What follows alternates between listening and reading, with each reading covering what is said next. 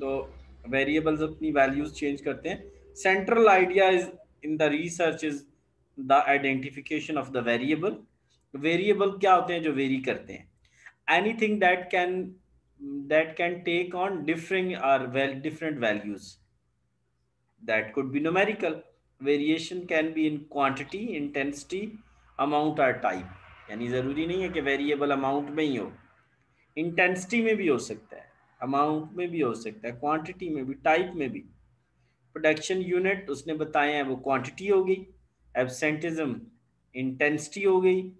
उसके बाद जेंडर भी हमारी टाइप हो गई.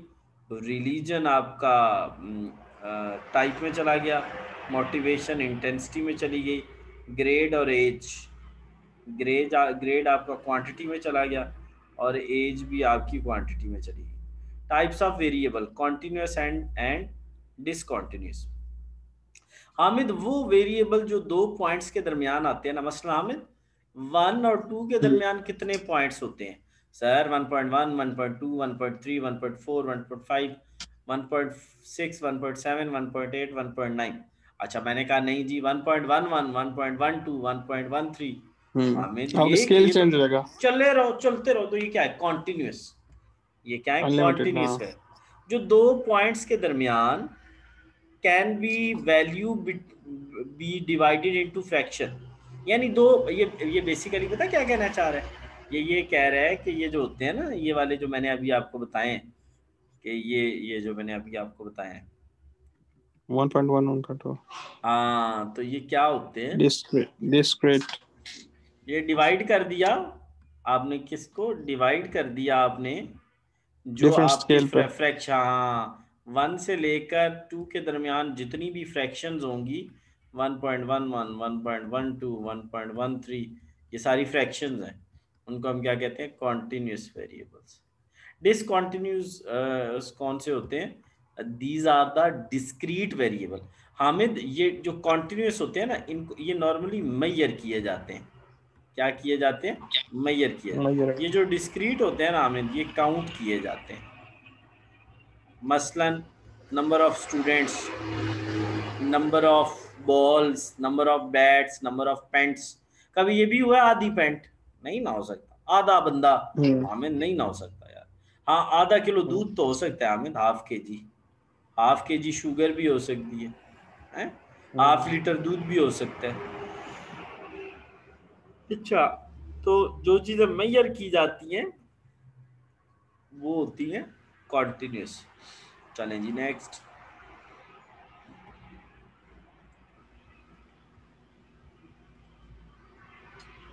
हम इंडिपेंडेंट और इंडिपेंडेंट.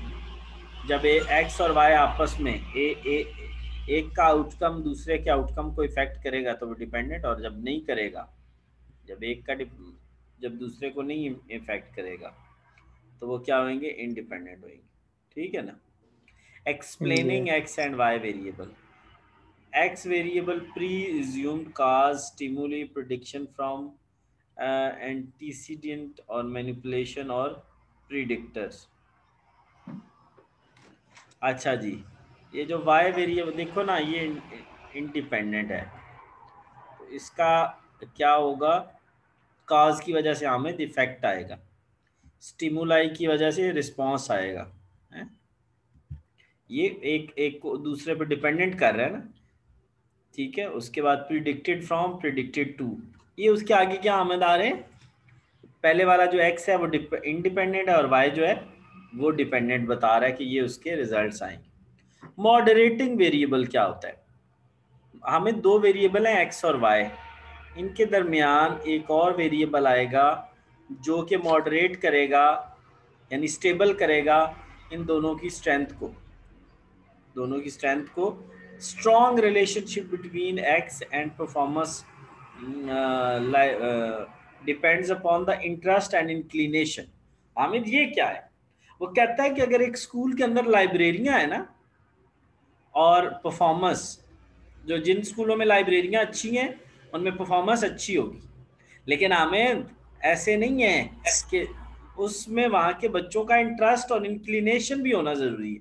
और यार बंदा लाइब्रेरियों में जाए ही नहीं हामिद, तो परफॉर्मेंस कैसे बनेगी? तो वो दरमियान वाला बिल्कुल। जो वेरिएबल है ना इंटरेस्ट, वो क्या है हमारा मॉडरेटिंग वेरिएबल। वो क्या है मॉडरेटिंग वेरिएबल।